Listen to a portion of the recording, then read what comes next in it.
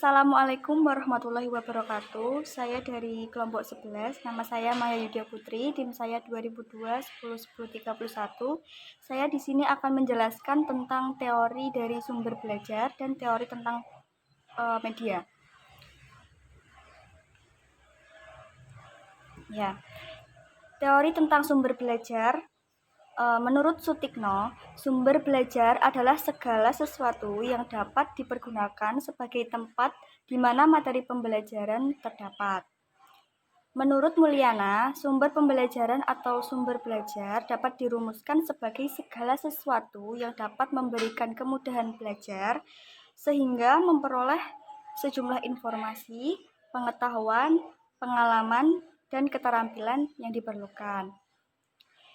Jadi, kesimpulan dari sumber belajar adalah segala sesuatu di alam semesta ini yang mampu dimanfaatkan untuk membantu siswa dalam bentuk media, sehingga lebih mudah proses belajar siswa. Untuk pengertian tersebut dapat disimpulkan dan dapat dipahami bahwa media merupakan salah satu bagian dari sumber belajar. Next. Oke, pengertiannya media.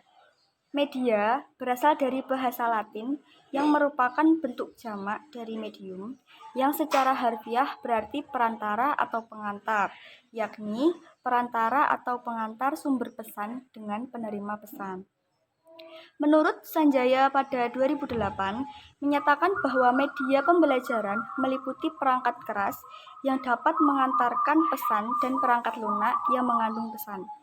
Namun demikian, media bukan hanya berupa alat atau bahan saja, tapi juga ada hal-hal lain yang memungkinkan siswa memperoleh pengetahuan. Media bukan hanya berupa TV atau radio atau komputer, tapi juga meliputi manusia sebagai sumber belajar atau kegiatan seperti diskusi, seminar simulasi, dan sebagainya.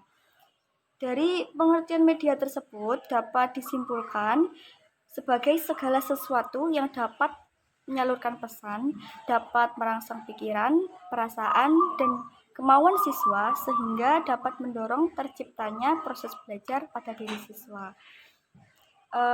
Cukup sekian pengertian dari sumber belajar dan media. Untuk selanjutnya akan dilanjutkan dan dijelaskan oleh teman saya. Terima kasih. Assalamualaikum warahmatullahi wabarakatuh. Saya Dwi Rizky Jaswatitama akan melanjutkan presentasi dari rekan saya. Jenis-jenis media. 1. Media audio. Pengertian media audio adalah jenis media yang melibatkan indera pendengaran telinga yang memanipulasi kemampuan suara. Pesan yang dapat disampaikan dalam media audio adalah pesan verbal, bahasa lisan atau kata-kata, dan pesan non-verbal, yaitu musik, vokalisasi, bunyi-bunyian lainnya. 2. Media visual. Media visual adalah jenis media yang melibatkan indera penglihatan atau mata. Beberapa media visual diantaranya: 1. Media visual verbal, yaitu media visual yang berisi pesan verbal atau pesan linguistik berbentuk tulisan. Misalnya buku, majalah, surat kabar, dan lainnya. 2. Media visual grafis. Media visual yang berisi pesan nonverbal di mana pesan berupa simbol-simbol atau unsur-unsur grafis, misalnya sketsa, foto, gambar, diagram, peta, dan lainnya. Ketiga, media visual non-cetak. Media visual yang berisi pesan dalam bentuk 3 dimensi, misalnya diorama, miniatur, model, mock-up, dan spesimen. 3. Media audiovisual. Media audiovisual adalah jenis media yang melibatkan indera pendengaran dan indera penglihatan secara bersamaan dalam satu proses. Pesan yang disalurkan pada jenis media ini bersifat verbal dan non-verbal, misalnya film drama, film dokumenter, dan lain-lain. Selanjutnya, klasifikasi media. Proses belajar mengajar pada hakikatnya adalah suatu proses komunikasi, yaitu proses penyampaian pesan, isi atau materi ajar dari sumber pesan melalui saluran atau media tertentu ke penerima pesan, yaitu siswa atau pembelajar atau mungkin juga guru. Oleh karena itu, dalam menyampaikan pesan, isi atau materi ajar agar lebih dapat diterima oleh peserta didik atau siswa, hendaknya menggunakan media pembelajaran. Diharapkan dengan pemanfaatan sumber belajar berupa media pembelajaran, proses komunikasi dalam kegiatan belajar mengajar berlangsung lebih efektif dan efisien. Yang selanjutnya, macam-macam klasifikasi media pembelajaran. Yang pertama, media visual diam. Yang kedua, media visual gerak. Yang ketiga, media audio. Yang keempat, media audio visual diam.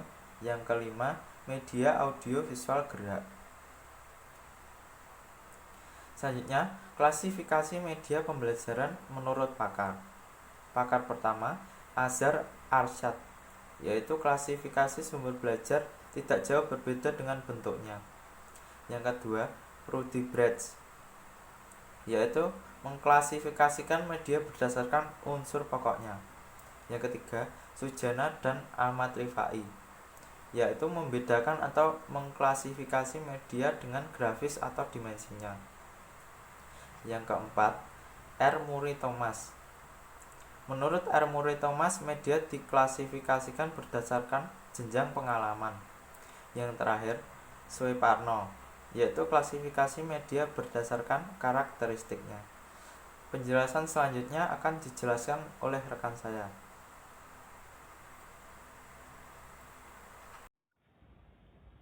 Peran media dalam proses pembelajaran. Media memiliki kontribusi dalam meningkatkan mutu dan kualitas pengajaran. Kehadiran media tidak saja membantu pengajar dalam menyampaikan materi ajarnya, tetapi memberikan nilai tambah pada kegiatan pembelajaran. Hal ini berlaku bagi segala jenis media, baik yang canggih dan mahal, ataupun media yang sederhana dan murah. Menjabarkan sejumlah kontribusi media dalam kegiatan pembelajaran antara lain: 1. Menyajikan materi ajar menjadi lebih standar. 2. Kegiatan pembelajaran menjadi lebih menarik. 3. Kegiatan belajar dapat lebih interaktif. 4. Waktu yang dibutuhkan untuk pembelajaran dapat dikurangi. 5. Kualitas belajar yang dapat ditingkatkan. 6. Pembelajaran dapat disajikan di mana dan kapan saja sesuai dengan yang diinginkan. 7. Meningkatkan sifat positif peserta didik dan proses pembelajaran menjadi lebih kuat. Dan penjabaran tentang peranan media dalam pembelajaran yang memberikan wawasan yang luas mengenai pemanfaatan media dalam pembelajaran.